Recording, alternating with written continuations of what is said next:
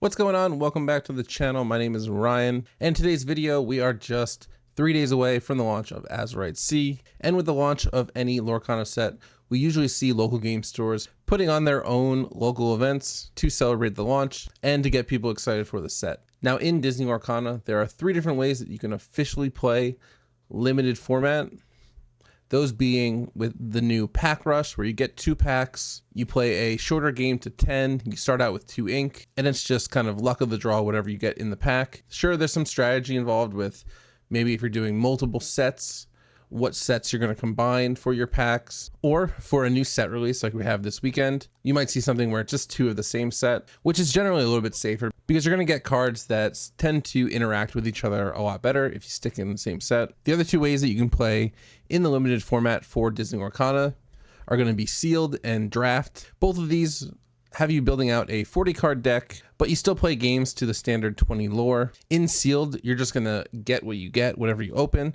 Whereas in draft, typically packs are going to be divvied out in different pods. And every time you open a pack, you take 1 card out and pass either to the right or to your left until all the cards in the pack have been taken. Then you open up your next pack and etc. So this video in particular is going to be talking about drafts for Azurite C, what cards I'm going to be looking out for when I participate in my local draft game. And what's great about these events is that everything's self-contained in the set. So maybe these cards might not be meta elsewhere, but when you look at them in relation to the rest of the set, they could be really strong powerhouses that could really help you take some games. Before we get started, I do want to call out just 3 little things to look out for. If you get any of these in your packs, I typically would put them at higher priority. That being, obviously, if you pull an enchanted, no matter what, we're picking that and putting that into our deck. Same thing with a legendary card. Now, unless it's going to be completely unusable for your draft, I think just getting a legendary card tends to give you a lot more power, especially in this limited format. And then lastly, the 2 sub-themes of this set are pirates and inventors. So typically cards with these characteristics are going to mesh a little bit better together, which can make it a really easy way to build some deck synergy, even though we have a limited pool of cards that we get to play with. All right, with that out of the way, let's get started with the characters that I'm going to be looking out for when I open packs in draft. All right, so first up here, we do have the new Lilo Escape Artist card. She's a 2-cost inkable card, just a 1/2 stat line questing for 2, but she has the special ability at the start of your turn. If this card is in your discard, you may play her and she enters play exerted. Now this is a super rare card, so almost similar to what I said about legendaries. Anything super rare that you open up in a pack, really give it a good look, because 9 times out of 10, it's going to be worth adding to your deck. But this card in particular, with Lilo, you're just always going to be able to have this heavy quester at your disposal, and it's nice, especially in draft, to just have that constant pressure of playing this over and over again, which is really going to cause havoc,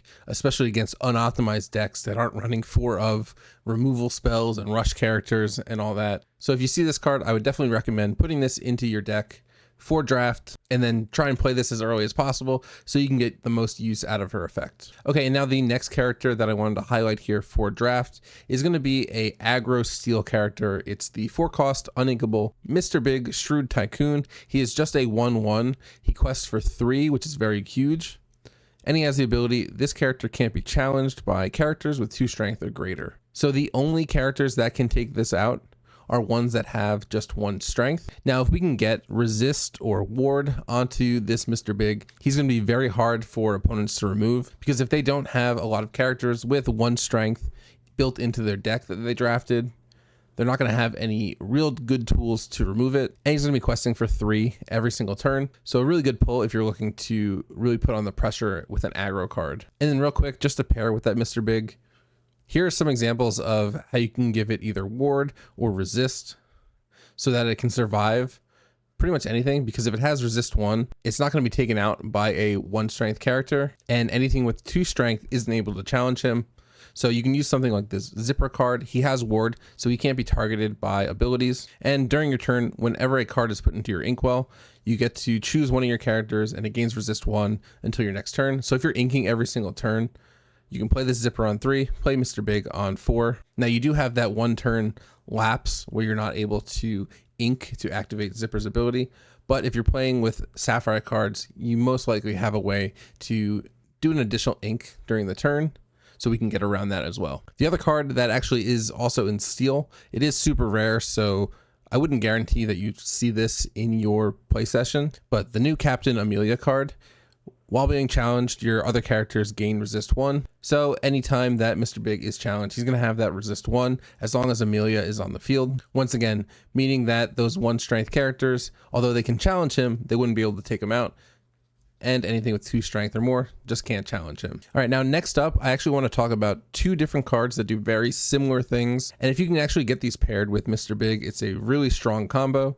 The first one's going to be this Alice card. It's a 3-cost uninkable. She has Ward, and she has the ability, whenever this character quests, one of your characters will gain +1 lore and will gain Ward until the start of your next turn, meaning you can play this on 3, you can play Mr. Big on 4, you can quest with Alice on that turn 4, and now Mr. Big has Ward, so he can't be targeted by abilities. And if your opponent doesn't have any 1 strength characters on the field, you can quest for 4 every single turn with Mr. Big, and Mr. Big plus Alice is going to be 6 per turn. It's going to end games really quickly for you. The other card that's really good and does a very similar thing is going to be the Emerald Goofy, Expert Shipwright. Now Goofy quests for 3, so you get a little bit more questing power with Goofy, but his ability is actually just half of what Alice's was. It's only going to give Ward to another character until your next turn, so the lore total is going to be the same. You're still going to have 6 per turn with 2 characters. This Goofy is a little bit more expensive. It's 5 cost. So I think either one is going to be really good to include into your draft deck if you see them. Goofy also, since it's a rare card and not super rare, you might have a higher chance of actually pulling him in a draft pack. All right, and then next up, sticking with Steel, we have to talk about the 2-cost uninkable Calhoun, Marine Sergeant. She's a 3/2 body with resist 1. And whenever she takes out another character in a challenge, you're going to gain 2 lore from her. A very good aggressive aggro character that's going to give you that Robin Hood-like effect of taking out characters, getting lore.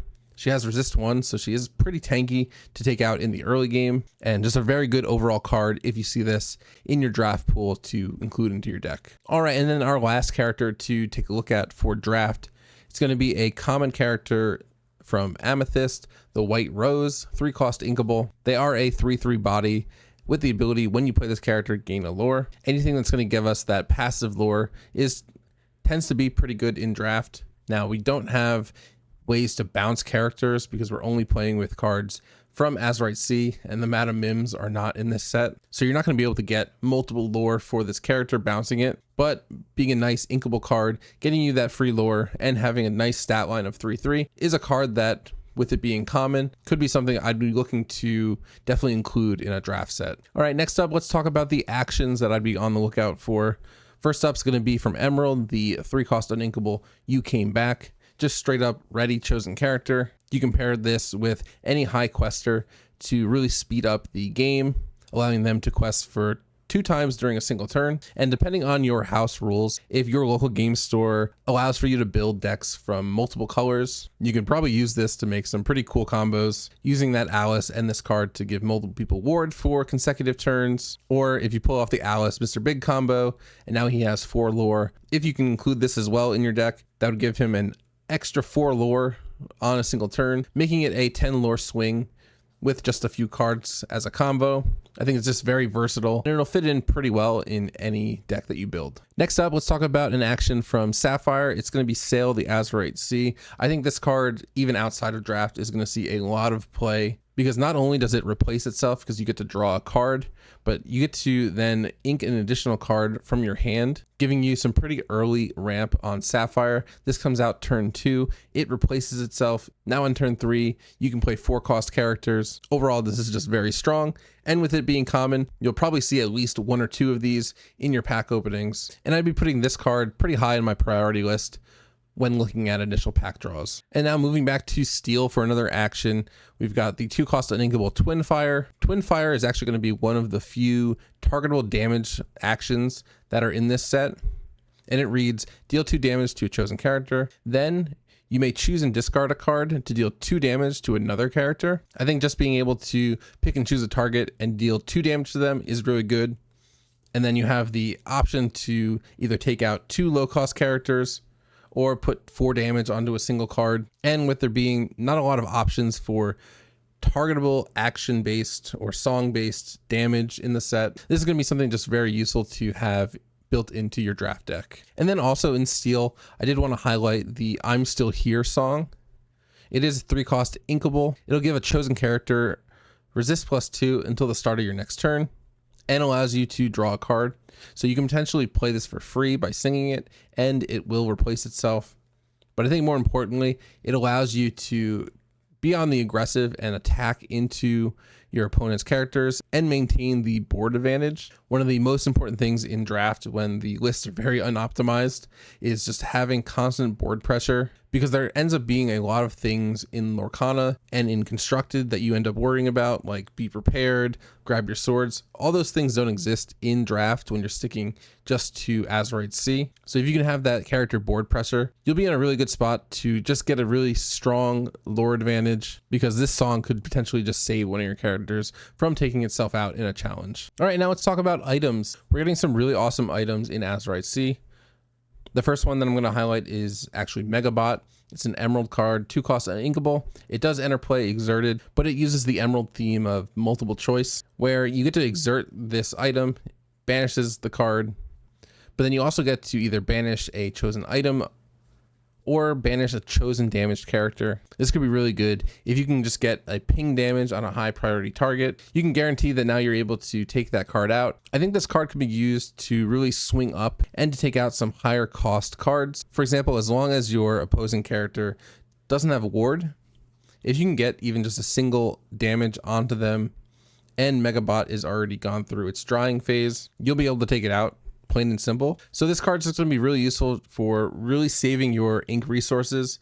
You don't have to spend a bunch of ink to get this combo up and running. Literally, as long as you can get a damage onto that character, you'll be able to take it out with its secondary effect. This also could be used for items, although I think that's going to be more important when this card's used in Constructed. But being able to just banish a damaged character makes this a great pick for any uncommon slot. All right, and next up, coming from Amber, it is a 1-cost uninkable Poo Pirate ship. Now this one's going to be useful if you're able to snag a couple pirate characters for your deck for 3 ink and exerting the item. You can return a pirate character from your discard right to your hand, allowing you just to keep refreshing the pirate combos and synergies over and over again, and could be a good way to keep up the pressure, because you're always going to be able to keep pulling from that discard as long as this card's on the field. Now real quickly, I do want to talk about Maleficent's Staff. Although I think this item is great for Constructed, I would actually avoid this for draft, and that's just because there's not a lot of bounce in this set for Amethyst, or that you're going to be able to bounce cards with Emerald. But when you look at this card in the grand scheme of Lorcana, this is a great item from this set. So I just wanted to highlight that, but I wouldn't actually go looking for this in draft. Instead, there's a different item from Amethyst that could be pretty useful in draft, and that's going to be an inkable 2-cost Mad Hatter's Teapot, and it has the ability exert, pay 1 ink. Each opponent puts the top card of their deck into their discard. Especially with the lower deck sizes of draft, being able to use this over and over again every turn really cuts down the total options that your opponent's going to have, which could make this a really annoying card to play around. All right, and now moving on to a Ruby card. I feel like I haven't really talked about much from Ruby for draft, but the Longboat from Ruby is a 2-cost uninkable with the ability to take it for a spin, pay 2 ink. You don't need to exert, so you can use this multiple times, and then chosen character of yours gains evasive until the start of your next turn. If you've gone wide and you have spare ink, great to have this on the board and give your character some protection, especially if your opponent wasn't able to draft many evasive targets. Or you can use this in your case, if you weren't able to draft many evasives, you can give your characters evasives so now they can go challenge into things. I think this is just a very good utility item to include into your deck, although I would love to see it inkable, because we do get stuck with it if it ends up in our hand because it's uninkable. But for 2 costs, it's not that bad to get it on the field. And then moving forward, you actually just have access to evasive that lasts until your next turn, so you can get some protection for your cards. Now moving on to the locations I'd be on the lookout for. First up, we're going to talk about from Sapphire, a 2-cost inkable Rescue Ranger Submarine. It is 1 cost to move. 8 willpower with the ability at the start of your turn. If you have a character here, you may put the top card of your deck into your inkwell face down and exerted. This gives you some pretty reliable ramp. You can get this out as early as turn 2. With this location on the field, you're going to be able to just move any of your characters here as long as they're not in danger of being taken out. They'll be able to just get you that passive ink every single turn. Now, you won't be able to use the ink on the turn that you put it down because in Lorcana, it goes ready, set, draw. So this technically happens during the set phase. So we've already readied our exerted ink and stuff like that. But you'll be able to use it on the next turn, and to have this happen every single turn without wasting your hand resources could be just a very strong card to have. Now, another rare card, this one is 5 cost uninkable, so this could be pretty risky to have in a draft deck, especially when your inkable to uninkable ratio might not be exactly where you want it. But this location has an amazing ability. Not only do you get 2 lore every single turn for it, but at the start of your turn, deal damage to chosen character or location equal to the number of characters here. If you can also get a transport pod from Emerald in this set and just move characters every single turn for free to Treasure Mountain, you're also going to be able to start doing just passive damage over and over again to any character on the other side of the field that doesn't have a ward. So this card could get really out of hand really quickly, which I think justifies the high cost uninkable slot. And then finally, the last card that I wanted to take a look at, just to look out for in draft, would be the Perilous Maze from Emerald. 3 cost inkable, 1 to move, 8 willpower, with the ability whenever a character is challenged while here, each opponent chooses and discards a card. So this is adding like your Merfolk or your Flynn ability to any card that you have, and especially in draft where your opponent might not have a lot of good ways to draw into cards, getting them to discard their hand pretty quickly to deal with your board state will put you in a very favorable position to take a very early lead. And that does it for all the cards that I'm going to be looking out for when Azurite C launches for draft events. I hope you guys enjoyed this video. I can't wait for the set to come out on Friday so we can start getting some games on stream for it. Let me know in the comments what cards you're looking out for if you're participating in any draft events. Thanks again for watching. If you haven't already, subscribe to the channel. You don't want to miss our openings and our gameplay videos. That'll be coming in the next week or two. I'll see you guys in the next one. I hope you have a great rest of your week. See ya.